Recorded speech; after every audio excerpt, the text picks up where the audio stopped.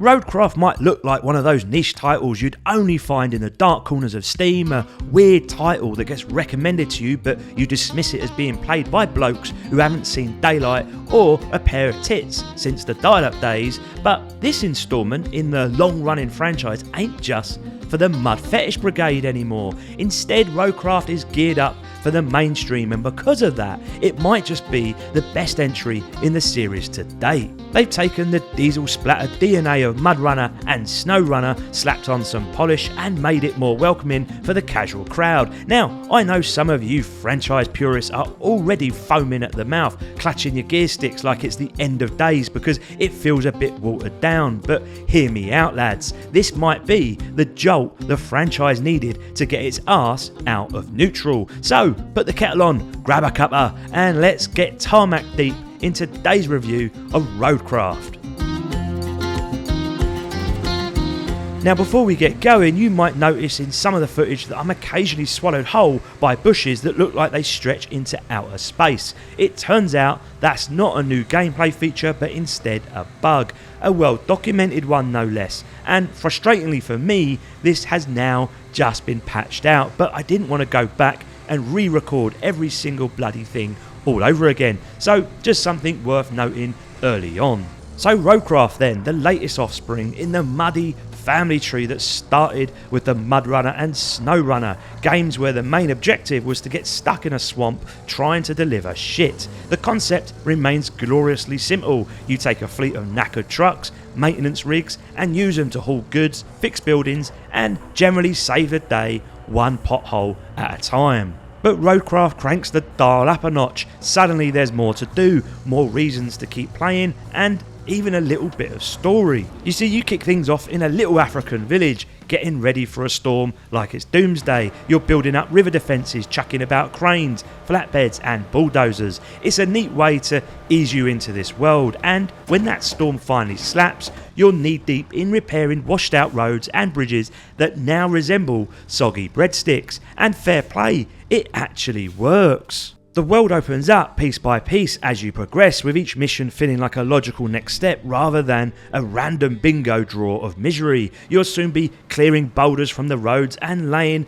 enough underground cabling to make Verizon shit a brick. But the biggest shift in gameplay for me, it's all about the supply lines, infrastructure as they call it here. Now, this time you're not just fixing roads, you're practically running a shadow government with better delivery times, and I'm here for it. You see, all this bridge building, road patching, DIY, city saving bollocks don't happen by magic. You need materials, lads. Proper heavy duty gear. Take that crumbling bridge up ahead, it needs concrete slabs, and you're not nipping down Home Depot for them. Instead, they've got to be delivered by AI trucks from the local factory, which are about as reliable as a paper condom, but we'll come on to that shortly. Now, you want to keep these deliveries flowing, even though many of them are just classified as a side objective, and that's because every successful drop gets you not just precious resources, but also hard-earned cash and a bit of reputation. More of that means unlocking vehicles that don't drive like a drunk cow on ice, because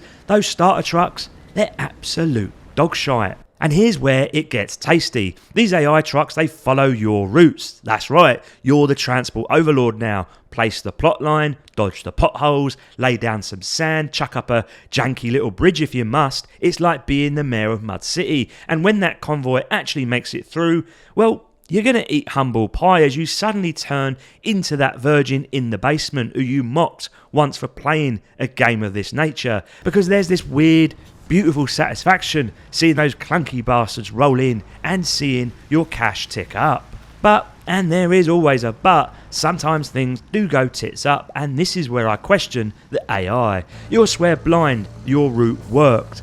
It did work. Then suddenly, next delivery, boom, failure.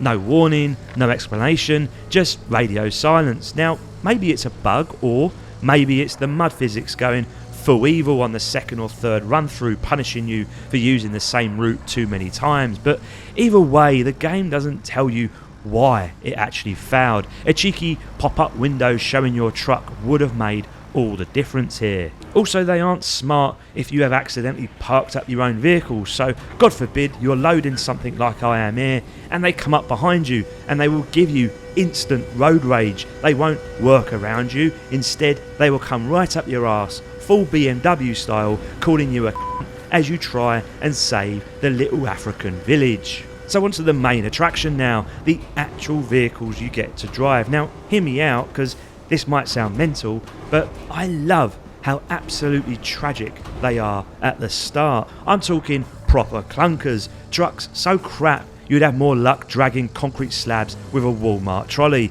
But that's the magic in it, because when you do unlock something that actually functions like it's from this century, it feels like a religious experience, a mud-caked, diesel-powered rebirth. Case in point, there's this one absolute game changer, a chunky loader that comes fitted with a crane, a proper multitasking beast. No longer did I need two different rigs just to faff about with cargo, instead I had one bad boy that did the lot. And those early machines are cumbersome as hell. You'll be constantly toggling between all-wheel drive, low gear and diff lock like you're trying to disarm a bomb with oven mitts. They move like your granddad on black ice, and this, my friend, is where I reckon we might lose a few of the newcomers, because let's be honest here, the game is slow, real slow, like question your life decisions slow. It's less Fast and Furious, more crawl and contemplate, and just when you think you're getting somewhere, boom, tip your truck on a rock and back to home base you go. No midpoint checkpoint, no quick save, just a shameful trudge all the way back. Now I ain't docking points for this, it's part of the genre's charm, but I'm flagging it loud and clear. For those expecting high octane thrills, just know Roadcraft is more about terrain taming and tactical trucking. It's methodical, it's meditative, it's mud flavoured mindfulness with a side of suffering, so you have been warned. Now let's talk about how these big metal bastards actually handle, and truth be told, it's a coin of two sides here. So on one side, in the game world itself, they're an absolute delight. Heavy, sluggish, built like pub bouncers with dodgy knees, but they've got presence here. You can feel the weight in every turn. They plough through debris like they've got somewhere to be and no patience for your nonsense. Every bounce in the suspension is lovingly rendered, and each wheel spin kicks up a tantrum in the mud. These vehicles feel planted, like they're being bolted to the earth and told to get on with it. The best showcase of this, building an actual road, start to finish. First up, you've got your massive sand truck, a proper lumbering unit chugging along slowly before it dumps its load. Indeed, that is what she said. Then it's time for the bulldozer, scraping through the sand with all the grace of a blunt razor. As the blade meets the terrain, you can actually see it deform and flatten exactly how you intended. Next, the paver rolls in, ready to lay that hot black slop. But this fussy sod's the diva of the operation. It demands glass-like smoothness, or it will throw a wobbly and get stuck on the tiniest bump. Annoyingly so, truth be told. Finally, you bring in the roller, and compared to the others, it's like watching ballet on tar. Smooth, clean, satisfying as hell. So yeah, each of these chunky contraptions feels unique, like they've got their own role in this slow motion dance of steel and suffering. It's mechanical choreography at its finest. But when you hit the other side of the coin, the actual controls, well, this is where the whole ballet turns into a bit of a pub brawl. Now I'm playing on PC with an Xbox controller, and I'll be honest, it still feels like the devs are winging it a little bit. Nothing quite feels intuitive. At times it's less pick up the cargo and more perform a secret handshake to move the bloody crane. Take that crane control for example on the back of my truck. You've got to hold the right back button to ensure the game knows it's the crane that you want moving, which is fair enough. Then you move the right stick left or right to rotate it on that axis. Fine, makes sense, but up and down on that same stick, no, that doesn't lift or lower. Instead, that bit's reserved for the D-pad up and down. Pressing up and down on your control stick actually extends the crane in and out. It's awkward, it's disjointed, and it feels like the game's playing a prank on your muscle memory. I kept thinking, surely vertical and horizontal movement should be on the same stick and extensions mapped elsewhere entirely. But nah, they've done it their way, the weird way, the way that makes you second guess your thumbs every time you try to do anything more complex than honk the horn. Now, I of course ain't a crane lift operator, and maybe someone in the comments will just tell me this is how it works in real life, and I will take that on the chin. But my argument is that as gamers, we've been conditioned from day one to think that vertical and horizontal rotation exists on that same stick. Now, to be fair, you do eventually get used to it, sort of, but even after several hours, I was still cocking things up and double checking the control scheme like it was written on some ancient rune. It's not game breaking, by the way, but it is clunky just enough to break your spirits a little. And for you purists out there, this one does feel a bit too easy. There's no fuel management for starters, it's infinite, and when it comes to refilling sand in your flatbed, you don't need to muck about with loaders or precision. Just park within the quarry zone, press a button, and boom, you're topped up like magic. Does it break that immersion? Yeah, it does a little bit, but honestly, when you're refilling that bloody sand hundreds of times, I'll take convenience over realism any day. It's a deliberate design choice, and one that I personally agree with. This isn't trying to be Mudrunner 2.0, it's aiming to be more accessible for us casuals who just want to get stuck in without faffing around with low gear ratios and praying to the all-wheel drive gods every 5 minutes. That said, I have heard that there is a hard mode on the cards, which should add back the fuel stress and finer control mechanics if that's your jam. But in its current form, yeah, some of you veterans might find it all a bit soft, a bit arcadey compared to the mudcake BDSM of Mudrunner. Graphic wise, the game's firing on all cylinders. The vehicle models look bang on, spackled rust on the panels, tyres gleaming with rainwater, black smoke from the exhaust as they plough through puddles. The physics are lush too. It's not just the tyres bouncing on the axles, it's the truck beds tilting and swaying like they're one wrong bump away from absolute disaster. And the world, no complaints there either. The roads are littered with detail, rocks, puddles, swaying vegetation. It all feels alive, like you're genuinely navigating through the aftermath of a storm. But the real MVP is the terrain. It doesn't just look good, it behaves good. It bends, it shifts, it deforms depending on what you're driving, how heavy you are, and what you're rolling over. Thick mud will swallow your rig whole if you don't play it smart, while gravel paths just jiggle you about like you're on a dodgy fairground ride. This is where the game really shines. The terrain is the challenge, and if they'd screwed that bit up, the whole experience would have collapsed.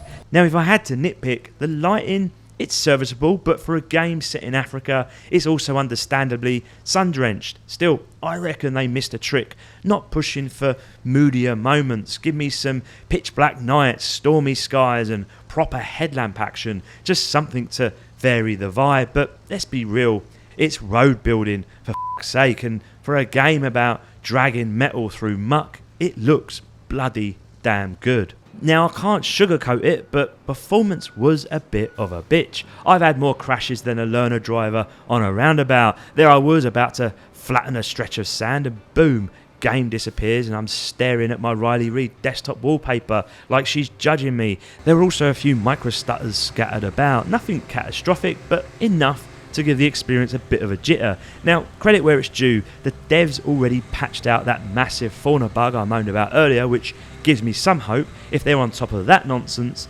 chances are they'll iron out the rest in time. But as it stands, yeah, expect a few bumps in the road. Sound wise, I'm quite torn on it. On one hand, the effects are bang on. The trucks growl with a proper grunt, even grittier when they're knee deep in mud. You've got satisfying sloshes as you churn through water, metal clanks when materials smack the truck bed, and branches that crack under your wheels like snapping twigs when you're on a hungover hike. It's spot on, and much like the graphics, for a game where you're mostly just dragging metal through mud, there's only so much range they can hit, but what's here is solid. As for voice acting, well, it's not going to be bagging any awards, of course, but thank God it doesn't make you want to rip your ears off either, which is all you can really ask for from a game like this. Now, the music, that's where things I think get a bit bland. It's this low-key, grungy ambience that hums away in the background. Not offensive, but not memorable either. It's wallpaper music. I can't help but think they missed a bit of a trick here. Imagine if you could whack on an in-game African radio station, proper local flavour, bangers from the continent, give the whole thing some personality, very much like American Truck Simulator. That way you let the player choose between vibing to the local scene or zoning out with the stock soundtrack. Some of you might gel with the tracks, of course. Fair enough, but for me, it's a bit beige, not bad, just forgettable, like supermarket sushi. It's there, doing a job, but you're not writing home about it either. Now, the last construction game I reviewed on the channel was Construction Simulator, and I gave that a solid 7 out of 10. Decent graphics, tidy little missions, and a pretty enjoyable time all around, to be honest. But Roadcraft, this one is a cut above. It delivers a far more cohesive experience. Everything just flows from objectives to execution. It all clicks together.